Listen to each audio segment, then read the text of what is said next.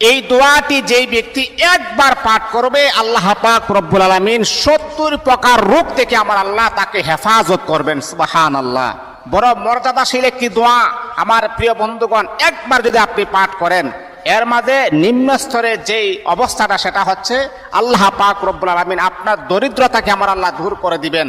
আপনি অনেক অভাবের ভিতরে আছেন, মাত্র একবার আপনি পাঠ করুন, দিনের বেলা অথবা রাতের বেলা যে কোনো নামাজের পরে একবার পাঠ করুন, আল্লাহ পাক রব্বুল আলামিন 70 প্রকারের বিপদ থেকে আমার আল্লাহ কুদরতিভাবে হেফাজত করবেন। এর মাঝে এক নাম্বার হচ্ছে দরিদ্রতা। কোনো মানুষ এমন নাই যে তার দরিদ্রতা নাই, দরিদ্রতা থেকে আমার আল্লাহ আপনাকে হেফাজত করবেন। আমার প্রিয় বন্ধুগণ, দোয়াটা খুবই চমৎকার একটি দোয়া। দোয়াটা হচ্ছে লা হাওলা ওয়ালা কুওয়াতা ইল্লা বিল্লাহি ওয়ালা মানজা মিনাল্লাহি ইল্লা ইলাই।